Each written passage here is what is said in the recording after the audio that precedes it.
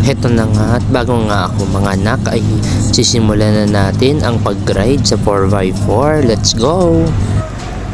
As usual, bagong activity, tamang pa-cute lang. Uy, na-flex si manang driver. Oo, chawat. Okay, let's go! Mabuti na nga lang at hindi sobrang init o tirik ang araw nung araw na yan. Nung time na babiyahe kami sa Lahar. Ayan na nga at may mga baka pa nga mo. Yun, ang dami nila dyan. Siguro magkakamag-anak sila. Kaya nga ba binabaybay na namin yung Lahar. Ang ganda-ganda ng panahon. Makulimlim at may kaunting pag-ambon.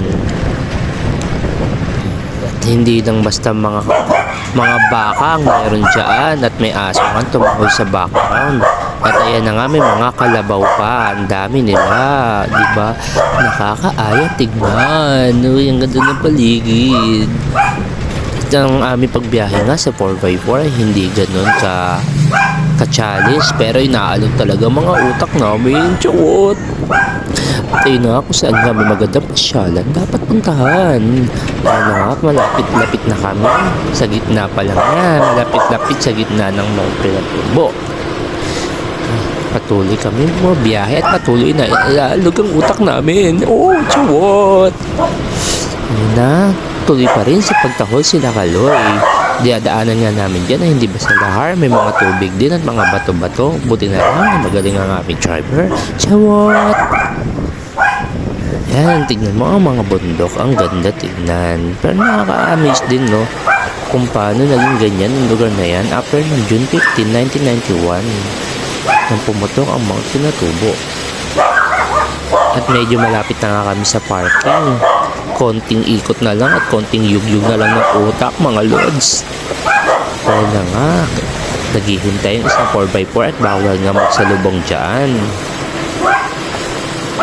Papansin nyo, yun na, napansin nyo, diba?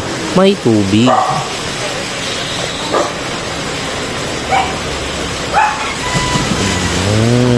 Take me to the shower, cholo no.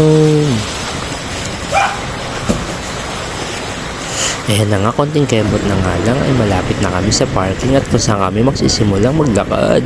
Chawot!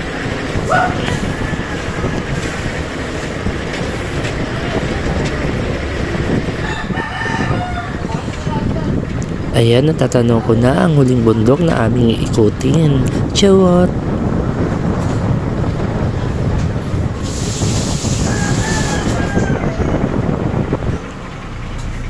Ayun na, narating na nga namin ang parking. Start na natin ang ating beautiful disaster sa Mount Pinatubo. Uwi na kami. Bye! Hindi ko alam kung tama ba spelling ng pangalan ko.